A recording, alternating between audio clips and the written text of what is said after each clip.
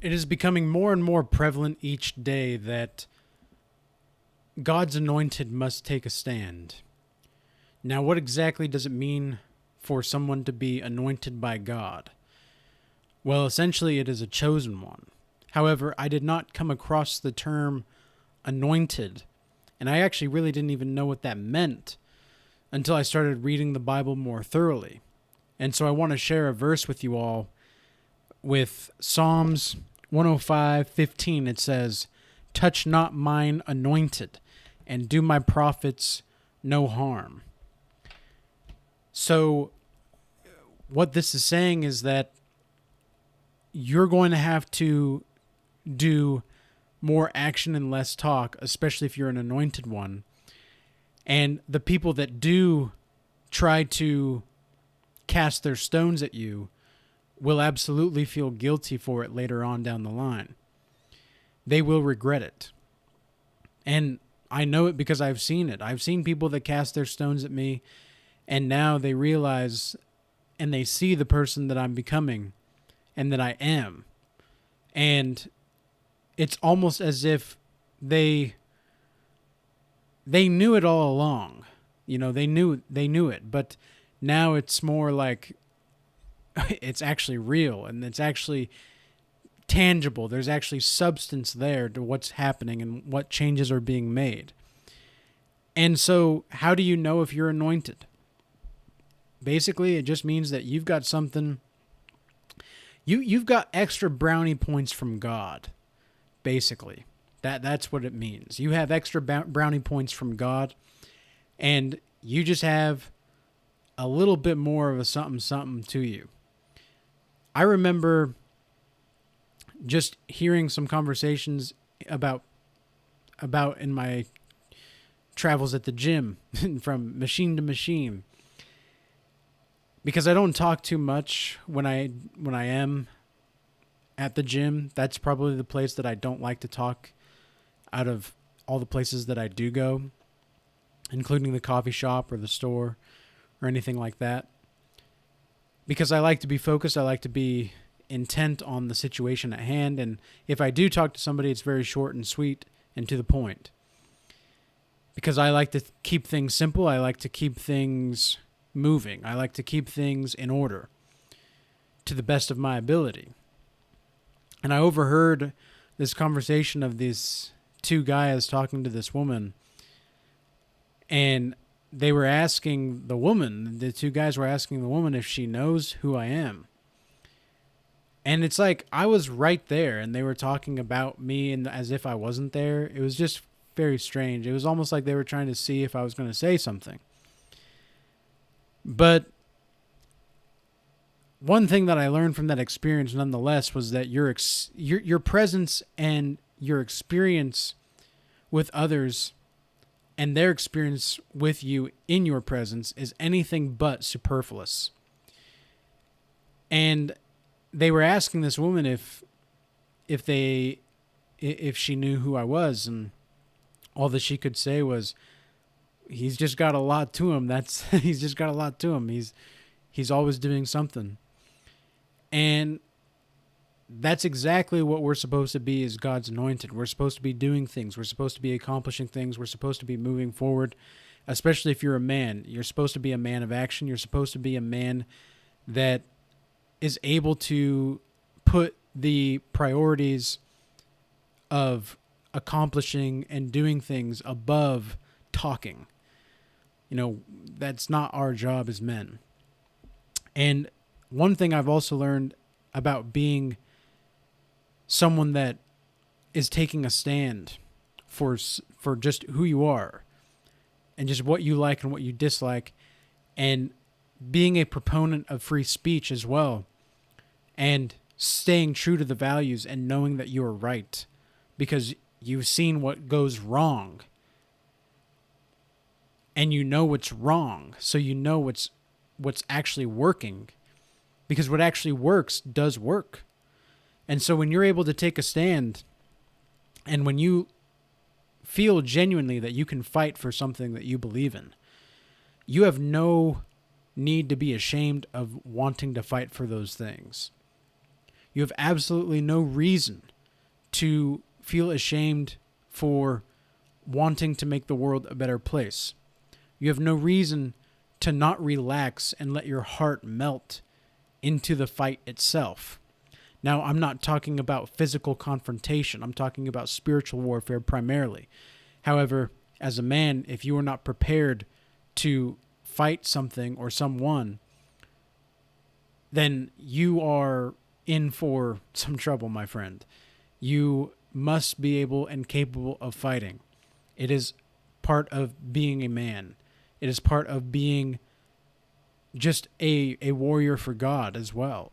And you'll learn that, and this is for males and females, if you fight long enough, if you fight hard enough, eventually the pain that you feel just becomes an overflowing abundance of love. And it's true love. And sometimes the truth can hurt. Of course. Of course it can. But thinking about this, so many people cannot accept themselves. So what makes you expect that they're going to accept you? Well, you have to accept yourself first. And in your acceptance of yourself, that's when the world will accept you. When you are staying true to who you are and you're just being who you are, it's like the video that I made the other day on the Tao Te Ching. You are just being. You're the non-doing doing. You're just acting and being as such. That's when you know that you're on the right path and that God is with you. And when you're anointed, what that means is that you are a warrior for God. You are a person that is on the front lines, in the trenches. And a lot of the times people will look at your life thinking that they know who you are until they actually talk to you, and they can't handle the realness. They can't handle the reality of it. They can't handle the reality of the situation.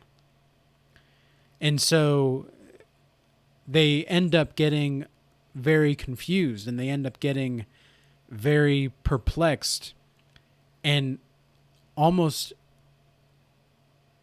they have this sense of awness that is combined with and entwined with a thunderstrike of the infinitudes of life itself, because your presence can be that powerful as an anointed one.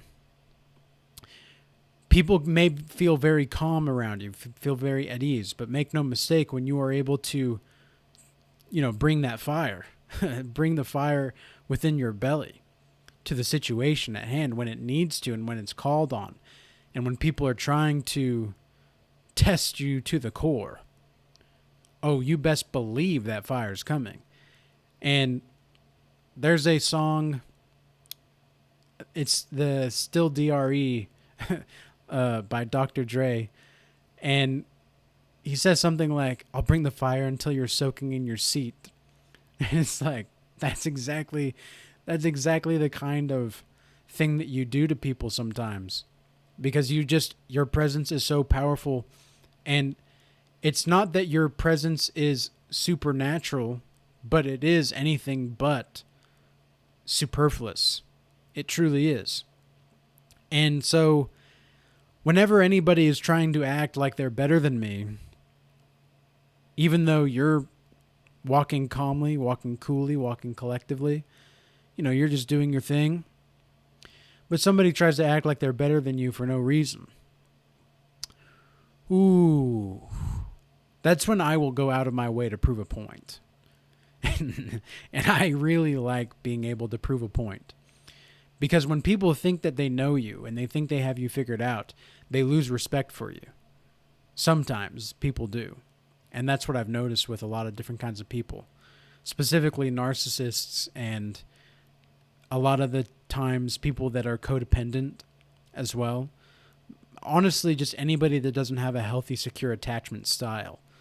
So anybody that has an insecure attachment style or an anxious attachment or an anxious avoidant, these people are going to lose respect for you because they think they know you.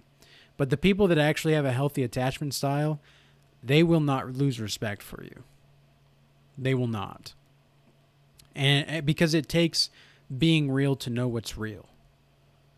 And it takes being truthful to know what truth is.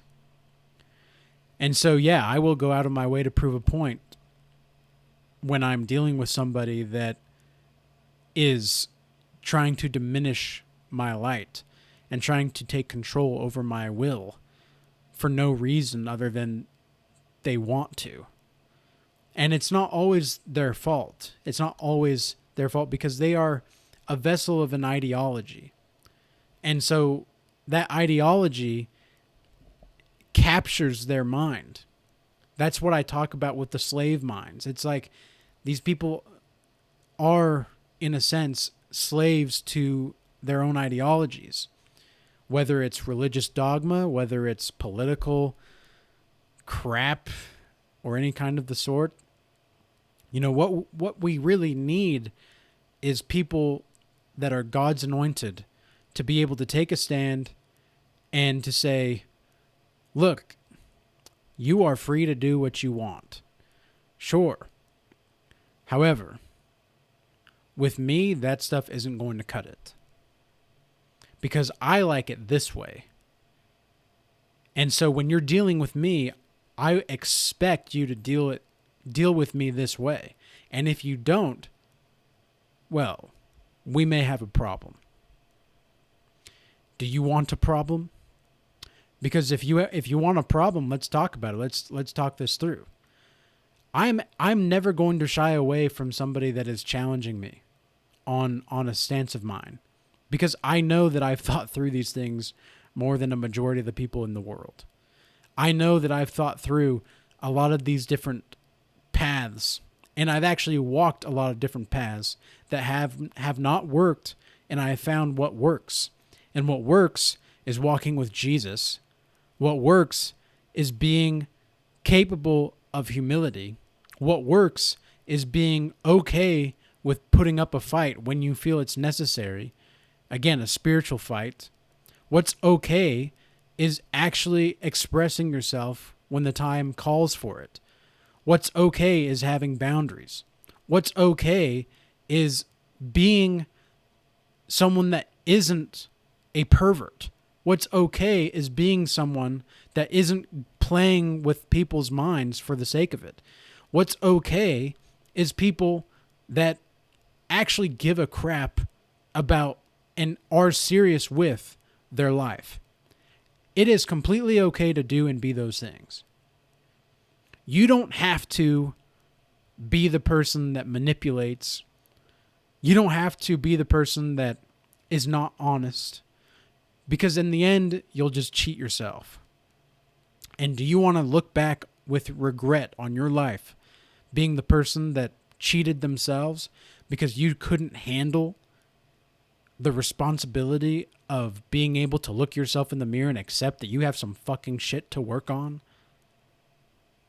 Excuse my French, but that's just the way I talk to myself sometimes. And so naturally, whenever I'm expressing that message, well, any message, that's kind of the way I'm going to talk. And people may wonder, why I curse or why I swear. And it's like, I don't curse. I don't curse. I'm not cursing when I say a swear word. There's a difference between a curse and a swear word. And I've talked about this before. And I understand a lot of the Christians out there that want to follow Christ, that do follow Christ, say that, swearing isn't necessarily right. And it's like, I understand your perspective, but I think you're fucking wrong. Because if you knew the kind of life that I went through, then maybe you would be able to maybe my message would be a little bit different. But you don't really know what I've been through. And I don't really know what you've been through. All I know is that we are both here with each other, and I fully accept that I'm not going to curse anybody. But if I need to get my point across in a specific way that uses swear words, then I'm going to do it. Because that's the way that I motivate myself. That's the way that I encourage myself. And sometimes you have to be rude to yourself in order to get your ass off the couch and doing some stuff. So take a stand. Take a stand. Don't let bullies bully you. There are too many people that think that you are a doormat. Prove them wrong. And with that being said, I hope this message was useful and informative and insightful. And until next time, peace be with you.